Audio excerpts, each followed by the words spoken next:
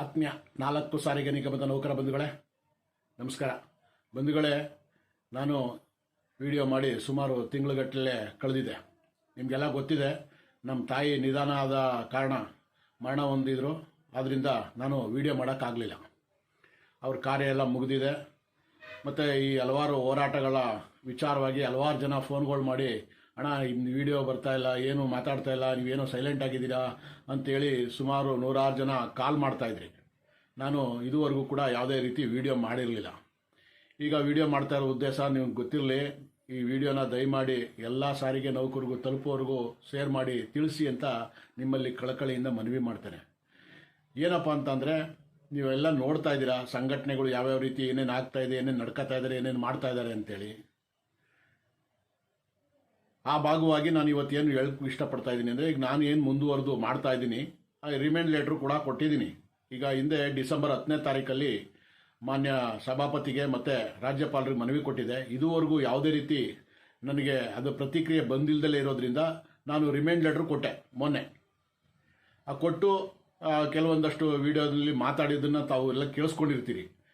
ಏನಪ್ಪ ಅಂತಂದರೆ, 7 ದಿನದೊಳಗಡೆ ಮಾನ್ಯ ರಾಜ್ಯಪಾಲರಾಗಲಿ ಮಾನ್ಯ ಸಭಾಪತಿಯರಾಗಲಿ ನನಗೆ ಯಾವುದೇ ರೀತಿ ಉತ್ತರ ಬಂದಿಲ್ಲ ಅಂತಂದರೆ, ಮಾನ್ಯ ಘನ ನ್ಯಾಯಾಲಯಕ್ಕೆ ಮಾನ್ಯ ಮುಖ್ಯಮಂತ್ರಿಯವರ ವಿರುದ್ಧ ಮತ್ತು ಸಾರಿಗೆ ಸಚಿವರ ವಿರುದ್ಧ ಏನು ನ್ಯಾಯಾಲಯದಲ್ಲಿ ದೂರು ಕೊಡೋಕ್ಕೆಲ್ಲ ರೆಡಿ ಮಾಡಿದ್ದೀನಿ. ಜೊತೆಗೆ ವ್ಯವಸ್ಥಾಪಕ ನಿರ್ದೇಶಕರು, ಮಾನ್ಯ ಚೀಫ್ ಸೆಕ್ರೆಟರಿ ಮತ್ತು ಚೀಫ್ ಸೆಕ್ರೆಟರಿ ಅವರು, ಜೊತೆಗೆ ವ್ಯವಸ್ಥಾಪಕ ನಿರ್ದೇಶಕರಿಗೆ ಈ ರೀತಿ ಎಲ್ಲ ಅವ್ರ ಮೇಲೂ ಕೂಡ ಕಂಪ್ಲೇಂಟ್ ಕೊಡಲಿಕ್ಕೆ, ಸಾರಿಗೆ ಆಯುಕ್ತರಿಗೂ ಕೂಡ ಅವ್ರ ವಿರುದ್ಧನೂ ಕೂಡ ಕಂಪ್ಲೇಂಟ್ ಕೊಡಲಿಕ್ಕೆ ಎಲ್ಲ ತಯಾರು ಮಾಡಿದ್ದೇನೆ. ಯಾಕೆ ಅಂತಂದರೆ, ಸಾರಿಗೆ ನೌಕರಿಗೆ ಇಲ್ಲಿ ತನಕ 30 ವರ್ಷದಿಂದ ಇಲ್ಲಿ ತನಕ ಭಾಳ ಅನ್ಯಾಯ ಆಗ್ತಾಯಿದೆ. ಸರ್ಕಾರ, ಇದೇ ಸರ್ಕಾರ ಅಂತಲ್ಲ, ಯಾವುದೇ ಸರ್ಕಾರಗಳಾಗಲಿ ಭಾಳ ತುಂಬ ಅನ್ಯಾಯ ಮಾಡಿ ನೌಕರಿಗೆ ಸಮಾನ ವೇತನ ಕೊಡಲಿಕ್ಕೆ ಹಿಂದೆ ಮುಂದೆ ನೋಡ್ತಾ ಇದ್ದಾರೆ. ಅವರೇ ಕೊಡ್ತೀವಿ ಅಂತ ಹೇಳಿ ಇದುವರೆಗೂ ಕೂಡ ಕೊಡದಲ್ಲೇ ಆಟ ಆಡ್ತಾ ಇದ್ದಾರೆ. ಅದ್ರ ವಿರುದ್ಧ ನಾನು ಸಾಮಾಜಿಕ ಜಾಲತಾಣದಲ್ಲಿ ಯಾವತ್ತು ಸಾಮಾನ್ಯ ಸಾರಿಗೆ ಸಚಿವರು ಇರ್ಬೋದು, ಮುಖ್ಯಮಂತ್ರಿಯವರು ಇರ್ಬೋದು, ಹಲವಾರು ಜಾಗಗಳಲ್ಲಿ ಅವರ ಪ್ರಣಾಳಿಕೆ ವಿಚಾರಗಳನ್ನ ಕೂಡ ಹೇಳಿದ್ದಾರೆ. ಅದೊಂದು ಪಾರ್ಟು. ಜೊತೆಗೆ ಮೊನ್ನೆ ಏನು ಫ್ರೀಡಮ್ ಪಾರ್ಕ್ನಲ್ಲಿ ಹೋರಾಟ ನಡೀತು, ಆ ಒಂದು ದಿನ ವಿಚಾರದಲ್ಲಿ ಮೊನ್ನೆ ವ್ಯವಸ್ಥಾಪಕ ನಿರ್ದೇಶಕರು ಅಲ್ಲಿಗೆ ಬಂದು ಆ ಒಂದು ಗೊಂದಲ ರೀತಿಯಲ್ಲಿ ಹೇಳಿಕೆಗಳು ಕೊಟ್ಟಿದ್ದಾರೆ. ಏನಪ್ಪ ಅದು ಗೊಂದಲ ಅಂತಂದರೆ, ಮಾನ್ಯ ಈಗೇನು ಕಾಮ್ರೇಡ್ ಅನಂತ್ ಸುಬ್ರ ಅವರು ನಿಧನರಾಗಿದ್ದಾರೆ, ಅವ್ರ ವಿಚಾರ ಮತ್ತು ವಿಜಯ ಭಾಸ್ಕರ್ ಅವರು ಬಂದಿದ್ದರು, ಮೊನ್ನೆ ಸಾರಿಗೆ ಸಚಿವರ ಹತ್ರ ಮಾತಾಡಿದರು, ಇದನ್ನೆಲ್ಲ ಒಪ್ಕೊಂಡಿದ್ರು ಹಾಗೆ ಹೀಗೆ ಅಂತೇಳಿ. ಅದು ಯಾಕೆ ಹೇಳಿದ್ರೋ ಗೊತ್ತಿಲ್ಲ, ಗೊಂದಲ ಮಾಡೋಕೆ ಹೇಳಿದ್ರಾ ಇಲ್ಲ ಮತ್ತೊಂದೋ ಗೊತ್ತಿಲ್ಲ. ಹಿಂದೆನೂ ಹಿಂಗೆ ನಡೀತಾ ಇದೆ, ನೌಕರಿಗೆ ಭಾಳ ಅನ್ಯಾಯ ಆಗ್ತಾ ಇದೆ. ಆದರೆ ಮೊನ್ನೆ ವಿಜಯ ಭಾಸ್ಕರ್ ಅವರು ಹೇಳ್ಬೋದಾಗಿತ್ತು. ಯಾಕೆಂದರೆ ಅನಂತ್ ಸುಬ್ರಾವ್ ಇಲ್ದಲೇ ಇರೋದ್ರಿಂದ ವಿಜಯ ಭಾಸ್ಕರ್ ಅವರು ನೇರವಾಗಿ ಅಲ್ಲೇ ಹೇಳ್ಬೋದಾಗಿತ್ತು, ನೋಡಿ ಸ್ವಾಮಿ, ನಾವು ಬಂದಿದ್ದದ್ದು ನಿಜ, ನಾವು ಯಾವುದೋ ಬೇರೆ ಕಾರಣಕ್ಕೆ ಬಂದಿದ್ವಿ, ಸನ್ಮಾನ್ಯ ಸಾರಿಗೆ ಸಚಿವರು ಮಾತಾಡೋದು ನಿಜ, ಆದರೆ ನಾವು ಅದನ್ನು ಒಪ್ಪಿಲ್ಲ, ಸಂಘಟನೆಗಳ ಜೊತೆ ಹೋಗಿ ಚರ್ಚೆ ಮಾಡಿ ನಾವು ಏನು ನಿರ್ಧಾರ ತಿಳಿಸ್ಬೇಕು ಅದನ್ನು ತಿಳಿಸ್ತೀವಿ ಅಂತ ಹೇಳ್ಬೋದಾಗಿತ್ತು ನೇರವಾಗಿ ಅಲ್ಲೇ. ನಾವೇನು ಬಂದಿದ್ದೀವಿ ಅದನ್ನು ಅಂತ ಹೇಳ್ಬೋದಾಗಿತ್ತು ಅವರು ಆ ರೀತಿ ಮಾತಾಡಿಲ್ದಲ್ಲ ಹೋಗಿದ್ದಿದ್ರೆ. ಆದರೆ ಇವರು ಯಾವ ರೀತಿ ಆ ರೀತಿ ಹೇಳ್ದಲೇ ಒಂದು ಗೊಂದಲ ರೀತಿಯಲ್ಲಿ ನೌಕರಿಗೆ ಅನುಮಾನ ಬರೋ ರೀತಿಯಲ್ಲಿ ನಡ್ಕೊಂಡಿರುವಂಥದ್ದು. ಅದೆಷ್ಟು ಸರಿ ಅದು ನನಗೆ ಗೊತ್ತಿಲ್ಲ, ಇರಲಿ. ಆದರೆ ನೋಡಿ, ಈಗ 2ನೇ ತಾರೀಕು ಮಾನ್ಯ ಸಾರಿಗೆ ಸಚಿವರ ಅಧ್ಯಕ್ಷತೆಯಲ್ಲಿ ಸಭೆ ಕರೆದಿದ್ದಾರೆ ವ್ಯವಸ್ಥಾಪಕ ನಿರ್ದೇಶಕರು ಅನ್ನುವಂಥ ವಿಚಾರ ಈಗೆಲ್ಲ ಕೇಳಿಬರ್ತಾ ಇದೆ. ಆದರೆ ಎಲ್ಲ ಸಂಘಟನೆಗಳನ್ನೂ ಕೂಡ ಒಗ್ಗೂಡಿ ಕರೀತಾ ಇದ್ದಾರೆ ಸಭೆಗೆ. ಇದನ್ನು ಅರ್ಥ ಮಾಡ್ಕೊಳ್ಳಿ. ಸಂಘಟನೆಗಳು ಯಾವುದೇ ಕಾರಣಕ್ಕೂ 38 ತಿಂಗಳು ಅರಿಯರ್ಸ್ ಬಿಡೋ ಮಾತೇ ಇಲ್ಲ. ಇದು ಕಾನೂನು ಬದ್ಧತೆ ನಮಗೆ ಕೊಡಬೇಕಾಗಿರುವಂಥದ್ದು. ಏನು ಯಾರದೇ ಮನೆಯಿಂದ, ಯಾರದೇ ಜೋಬಿಂದ, ಯಾವುದೇ ಇದರಿಂದ ತಂದು ಕೊಡುವಂಥದ್ದು ಅವಶ್ಯಕತೆ ಇಲ್ಲ. ನಾವು ದುಡ್ದಿದ್ದೀವಿ, ನಮ್ಮ ಹಕ್ಕನ್ನು ಕೇಳ್ತಾ ಇದ್ದೀವಿ. ಯಾಕೆ ಅಂತಂದರೆ, ಇವತ್ತು ಸರ್ಕಾರ ಹಲವಾರು ಜನಪ್ರತಿನಿಧಿಗಳು ಸಂಬಳ ಜಾಸ್ತಿ ಮಾಡ್ಕೊಂಡ್ರಲ್ಲ, ಏನಾದರೂ ಅವ್ರು ಹಿಂಬಾಕಿ ಬೆಳೆಯನ್ನು ಬಿಟ್ಕೊಟ್ಟಿದ್ದಾರೆ, ಅವ್ರಿಗೂ ಸಾರ್ವಜನಿಕರ ದುಡ್ಡು ನಾವು ಬಳಸ್ಕೊಂಡಿದ್ದಾರೆ. ಅದನ್ನು ನಾವು ದುಡ್ದಿದ್ದೀವಿ ಸ್ವಾಮಿ, ನಾವು ದುಡ್ದಿರೋದು ಪ್ರತಿಫಲ ಕೇಳ್ತಾ ಇದ್ದೀವಿ. ಅದನ್ನು ಕೊಡಬೇಕಾದ ಜವಾಬ್ದಾರಿ ಸರ್ಕಾರದ್ದು, ಬಿಟ್ಕೊಡೋ ಮಾತೇ ಇಲ್ಲ. ಮತ್ತೆ ಒಂದು 24ರಿಂದ ವೇತನ ಆಗಬೇಕಾಗಿರುವಂಥದ್ದು, ಹೆಚ್ಚಳ ಆಗಬೇಕಾಗಿರುವಂಥದ್ದು. ಆದರೆ ಇವರು 1/4/2025 ಮಾಡ್ತೀವಿ. ಯಾವ ಕಾನೂನಲ್ಲಿದೆ? ಯಾಕೆ ಮಾಡ್ತೀರಿ? ಏನಾರ ವಿಧಾನಸೌಧ ಬರ್ಕೊಡಿ ಅಂತ ಕೇಳ್ತಾ ಇದ್ದೀವಾ? ಜೊತೆಗೆ ಮಾನ್ಯ ಉಪಮುಖ್ಯಮಂತ್ರಿಯವರು ಒಂದು ಮಾತು ಹೇಳ್ತಾರೆ, ಏನಂದರೆ ಸರ್ಕಾರದ ಕಷ್ಟನ ಅರ್ಥ ಮಾಡ್ಕೋಬೇಕು, ಈಗ ಕೊಟ್ಟಿರದೆ ಜಾಸ್ತಿ ಅದು ಖುಷಿ ಪಡಬೇಕು ಅಂತ. ಯಾಕೆ ಸ್ವಾಮಿ, ನೀವು ಸಂಪಾದನೆ ಮಾಡಿದಿರಲ್ಲ ಕೋಟಿ ಕೋಟಿ ಸಾವಿರಾರು ಕೋಟಿ ದುಡ್ಡನ್ನ ನಾವು ನಿಮ್ಮ ಜೋಬಿಂದ ಕೊಡಿ ಅಂತ ಕೇಳ್ತಾ ಇದೀವಾ? ನಮಗೆ ಬರ್ಕೊಡಿ ಅಂತ ಕೇಳ್ತಾ ಇದೀವಿ ನಿಮ್ಮ ಆಸ್ತಿನ? ನಾವು ದುಡ್ದಿದ್ದೀವಿ ಸ್ವಾಮಿ, ಅದನ್ನು ಕೊಟ್ಟಿರದೆ ನೀವು ಖುಷಿ ಪಡಬೇಕು ಅಂತಂದರೆ ಏನು ಪುಕ್ಸಟ್ಟೆ ಕೊಟ್ಟಿದ್ದೀರಾ? ನಮಗೆ ಪುಕ್ಸಟ್ಟೆ ಕೊಟ್ಟಿದ್ದೀರಾ ಸ್ವಾಮಿ? ಸುಮ್ಮನೆ ಮಾತಾಡಬೇಕು ಅಂದರೆ ಹಿಂದೆ ಇದೇ BJP ಸರ್ಕಾರ ಇದ್ದಾಗ ಬನಶಂಕರಿಲಿ ಹೇಳಿದ ಮಾತು ಅರಿವಿದೆಯಾ ಸ್ವಾಮಿ ತಮಗೆ? ನೌಕರನ್ನ ಉದ್ದೇಶಿಸಿ ಮಾತಾಡಿದ್ರಲ್ಲ ಬನಶಂಕರಿ ಬಸ್ ಸ್ಟ್ಯಾಂಡಲ್ಲಿ ಸಾವಿರಾರು ಜನದ ಮುಂದೆ, ನಮ್ಮ ಸರ್ಕಾರ ಬಂದರೆ ನಾವು ಸರ್ಕಾರಿ ನೌಕರು ಮಾಡ್ತೀವಿ, 6ನೇ ವೇತನ ಕೊಡ್ತೀವಿ ಅಂತ ಹೇಳಿದ್ರಲ್ಲ, ಅದನ್ನು ವಿಡಿಯೋನ ಸ್ವಲ್ಪ ಫಸ್ಟು ಗಮನಿಸಿ ಸ್ವಾಮಿ. ಕೊಟ್ಟಿರದೆ ಖುಷಿ ಪಡಬೇಕು ಅಂತ ಹೇಳ್ತಿರಲ್ಲ, ಸರ್ಕಾರದ ಕಷ್ಟ ಅರ್ಥ ಮಾಡ್ಕೊ. ಯಾವ್ದ್ರಿಗೆ ಸರ್ಕಾರಕ್ಕೆ ಕಷ್ಟ ಆಗಿರೋದು? ನಮ್ಮಿಂದ ಕಷ್ಟ ಆಗಿದೆಯಾ? ನಾವು ದುಡಿತಾ ಇದ್ದೀವಿ ಸ್ವಾಮಿ. ಸರ್ಕಾರಿ ನೌಕರರು ನಿಗಮ ಮಂಡಳಿಗಳಿಗಿಂತ ಹೆಚ್ಚಿಗೆ ದುಡಿತಾ ಇದ್ದೀವಿ, ವೇತನ ಮಾತ್ರ ಕಮ್ಮಿ ಆಗ್ತಾ ಇದೆ. ಈಗ ನಮ್ಮ ದೇಶದಲ್ಲಿ ಒಂದೇ GST ಅಂತ ಹೇಳ್ತಾರಲ್ಲ, ಒಂದೇ ದೇಶ ಒಂದೇ GST, ಹಂಗೆ ಒಂದೇ ದೇಶ ಒಂದೇ ಸಮಾನ ವೇತನ ಅಂತ ನಿಗದಿ ಮಾಡಿ ಸ್ವಾಮಿ. ಸರ್ಕಾರಿ ನೌಕರರು ಬೇರೆ ಕೆಲಸ ಮಾಡ್ತಾರೆ, ಸಾರಿಗೆ ನೌಕರರು ಬೇರೆ ಕೆಲಸ ಮಾಡ್ತಾರಾ? ಅದು ಸಾರಿಗೆ ನೌಕರು 24 ಗಂಟೆ ಟೈಮ್ ಕೆಲಸ ಲೆಕ್ಕಾಚಾರದಲ್ಲಿ ಮಾಡ್ತಾರೆ, ಕಣ್ಣು ಮುಚ್ಚುವಂಗಿಲ್ಲ, ಕಣ್ಣಿಗೆ ಎಣ್ಣೆ ಬಿಟ್ಕೊಂಡು ಕೆಲಸ ಮಾಡಬೇಕು. ಏನು ಗಡಿನಲ್ಲಿ ಏನು ಯುದ್ಧ ಮಾಡಲಿಕ್ಕೆ ಏನು ನಮ್ಮ ಸೈನಿಕರು ಕಾಯ್ತಾ ಇರ್ತಾರೆ, ಆ ರೀತಿ ಗಡಿನಲ್ಲಿ ಕಾಯ್ತಾ ಇರುವಂತ ಸೈನಿಕರ ತರ ನಮ್ಮ ಸಾರಿಗೆ ನೌಕರರು ದುಡಿತಾ ಇದ್ದಾರೆ. ಆ ದುಡಿಯೋ ಪ್ರತಿಫಲ ಕೇಳ್ತಾ ಇದೀವಿ ಸ್ವಾಮಿ. ಇವತ್ತು ಶಕ್ತಿ ಯೋಜನೆಯಿಂದ ನಿಮ್ಗೆ ಎಷ್ಟು ಹೆಸರು ಬಂದಿದೆ, ಯಾರ್ದ್ರಿ ಅದು ಪ್ರತಿಫಲ? ಮಾನ್ಯ ಮುಖ್ಯಮಂತ್ರಿಗಳೇ, ನೀವು ಕೂಡ ಹಿಂದೆ ಯಡಿಯೂರಪ್ಪನವ್ರಿಗೆ ಹೇಳಿದ್ರಿ ಒಂದು ಮಾತಾ, ಯಡಿಯೂರಪ್ಪನವರೇ ನಿಮ್ಮ ಕುರ್ಚಿ ಶಾಶ್ವತ ಅಲ್ಲ, ನೀವು ನೌಕರನ್ನ ಬೆದರಿಸಿ ಎಸ್ಮಾ ಅಂತ ಹೇಳಿ ಖಾಸಗಿ ಬಸ್ಗಳು ತತ್ತೀವಿ ಅಂತ ಹೇಳ್ತೀರಲ್ಲ, ಅವ್ರು ಕೊಡಿ ಸ್ವಾಮಿ ನಿಮ್ಮ ಕುರ್ಚಿ ನಿಮ್ಮ ಕುರ್ಚಿ ಶಾಶ್ವತ ಅಲ್ಲ ಅಂದ್ರಲ್ಲ, ಈಗ ನಿಮ್ಮ ಕುರ್ಚಿ ಶಾಶ್ವತನ ಸ್ವಾಮಿ? ಅರ್ಥ ಮಾಡ್ಕೊಳ್ಳಿ, ಅವ್ರಿಗೊಂದು ನ್ಯಾಯ ನಿಮಗೊಂದು ನ್ಯಾಯ.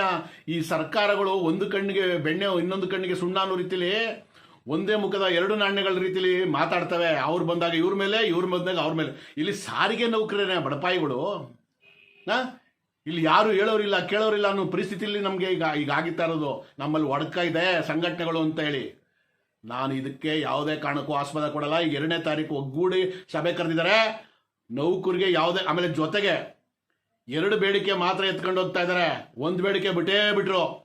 ಪಾಪ ವಜಾಗೊಂಡ ನೌಕರರು ಏನ್ರಿ ಮಾಡಿದ್ರು ಪಾಪನ? ಏನ್ ಮಾಡಿದ್ರು ಪಾಪನ? ಯಾರಿಂದ ಆಗಿದ್ದು ಅನ್ಯಾಯ? ಸರ್ಕಾರ ಆಡಳಿತ ಮಂಡಳಿ ತಗೊಂಡಿದ್ದಂಥ ಕ್ರಮ, ವಜಾಗಿರೋ ನೌಕರರ ವಾಪಸ್ ತಗೊಂಡಿದ್ದಾರೆ. ಕೆಲವೊಂದಷ್ಟು ಜನ ಇದ್ದಾರೆ, ಅವ್ರನ್ನ ಯಥಾಸ್ಥಿತಿ ಕಾಪಾಡಬೇಕು. ಏನು ಅವ್ರಿಗೆ ಅನ್ಯಾಯ ಆಗ್ತಾ ಇದೆ, ರಜೆಗಳಿಂದ ಹಿಡಿದು ಹಲವಾರು ಸೌಲಭ್ಯಗಳು, ಅದ್ರ ಬಗ್ಗೆ ಕೇಳ್ತಾ ಇದ್ದೀರಾ ಸ್ವಾಮಿ? ಅದನ್ನ ಬಿಟ್ರಿ. ಆದ್ರೆ 38 ತಿಂಗಳು ವಿಚಾರ ಮುಂದೆ 1/1/24 ವಿಚಾರ ವೇತನ ವಿಚಾರ, ಅದರಲ್ಲೂ ಇವರು ಸರ್ಕಾರ ಗೊಂದಲ ಮಾಡ್ತಾ ಇದೆ. ಈಗ ಆರ್ಡರ್ ಮಾಡ್ತಾ ಇದ್ದಾರೆ, ಎಲ್ಲ ಲೆಕ್ಕಾಧಿಕಾರಿಗಳಿಗೆಲ್ಲ ಸೂಚಿಸ್ತಾ ಇದ್ದಾರೆ ಅಂತೇಳಿ ನೌಕರಿಗೆ ಗೊಂದಲ ಆಗ್ತಾ ಇದೆ ಸ್ವಾಮಿ. ನೌಕರು 100 ಜನ ನೌಕರು ಏನಣ್ಣ ಎಂತಣ ಅಂತ ಫೋನ್ ಮಾಡ್ತಾ ಇದ್ದಾರೆ. ಈ ಬಾರಿ ನೌಕರಿಗೆ ನ್ಯಾಯ ಕೊಡಿಸುವಂಥದ್ದು ನಿಮ್ಮ ಜವಾಬ್ದಾರಿ, ನಿಮ್ಮ ಕರ್ತವ್ಯ. ಇದನ್ನ ಅರ್ಥ ಮಾಡ್ಕೊಳ್ಳಿ. ನಿಮ್ಮನ್ನು ನಂಬಿದ್ದಾರೆ ನೌಕರರು, ಮೋಸ ಮಾಡಬೇಡಿ. ಈಗ ಹಲವಾರು ಬಾರಿ ಈ ಜಂಟಿ ಸಂಘಟನೆಗಳು ಹೋರಾಟಕ್ಕೆ ಕರೆ ಕೊಟ್ಟು ಮುಂದೆ ಆಗ್ತಾ ಇದ್ದಾರೆ. ಹಾಕ್ಲಿ, ನಾನು ಅದನ್ನ ಬೇಡ ಅಂತ ಹೇಳಲ್ಲ. ನೌಕರು ಒಳ್ಳೇದಾಗೋ ರೀತಿಲಿ ಆಗಬೇಕು. ಪ್ರತಿ ಬಾರಿನೂ ಅವ್ರು ಸರ್ಕಾರ ಹೇಳ್ದಂಗೆ ಕೇಳ್ಕೊಂಡು. ಆದರೆ ಹಿಂದೆ ಇದು ಫ್ರೀಡಂ ಪಾರ್ಕಲ್ಲಿ ಹೋರಾಟ ಮಾಡಿದ್ರಲ್ಲ ಮೊನ್ನೆ, ಆಗ ವಿಜಯ್ ಭಾಸ್ಕರ್ ಅವರು ಹೇಳ್ತಾರೆ, ಈಗ ವಿದ್ಯಾರ್ಥಿದು ಎಕ್ಸಾಮ್ ಇದೆ, ಅವ್ರಿಗೆ ತೊಂದರೆ ಆಗುತ್ತೆ. ಹೌದು, ಖಂಡಿತ. ಆದರೆ ನಿಮಗೆ ಕಾಳಜಿ ಇದೆಯಲ್ಲ, ಅದು ನಮ್ಮ ಸಂಘಟನೆಗಳಿಗೆ, ನಮ್ಮ ನೌಕರಿಗೆ ಕಾಳಜಿ ಇದೆಯಲ್ವಾ? ಆದರೆ ಅದು ಇರಬೇಕಾಗಿರೋದು ಯಾರಿಗೆ? ಸರ್ಕಾರಕ್ಕೆ.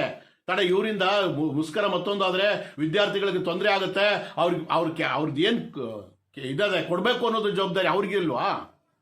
ಆದರೆ ಹಿಂದೆ ನೀವು ಹೇಳಿಬಿಟ್ರಿ 4 ಗಂಟೆಗೆ ನಾವು ಗಡುವು ಕೊಟ್ಟಿದ್ದೀವಿ, 4 ಗಂಟೆ ಒಳಗಡೆ ಅವ್ರು ಏನು ಮಾಡಿಲ್ಲ ಅಂತಂದರೆ ನಾವು ಮುಷ್ಕರಕ್ಕೆ ಹೋಗ್ತೀವಿ ಅಂತ ಗಂಟಾಗೋಸ್ವಾಗಿ ಹೇಳ್ತೀವಿ ಅಂತ ಆ ಪ್ರತಿ ಎಲ್ಲ ಮುಷ್ಕರಗಳಲ್ಲೂ ಹಿಂಗೆ ಹೇಳಿದ್ರಲ್ಲ.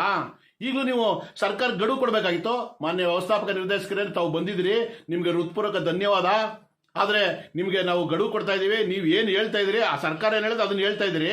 ಆದರೆ ನಮ್ಮ ವಿಚಾರ ಇಷ್ಟೇ, ಸುಮಾರು ಸಂಜೆ 6 ಗಂಟೆನೋ 7 ಗಂಟೆ ನಿಮಗೆ ಟೈಮ್ ಕೊಡ್ತೀವಿ.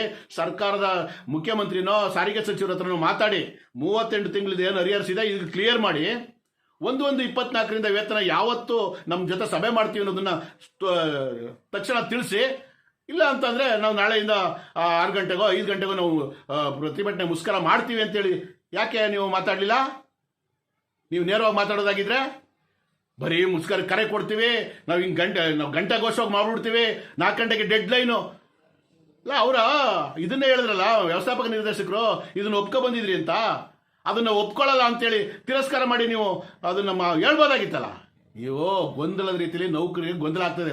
ಒಂದು ಕಡೆ ಇನ್ನೊಂದು ಒಕ್ಕೂಟದ್ದು ಅವರು ಇನ್ನೊಂದು ರೀತಿಯಲ್ಲಿ ಗೊಂದಲಗಳು ನೌಕರಿಗೆ ಮಾಡ್ತಾ ಇರುವಂಥದ್ದು.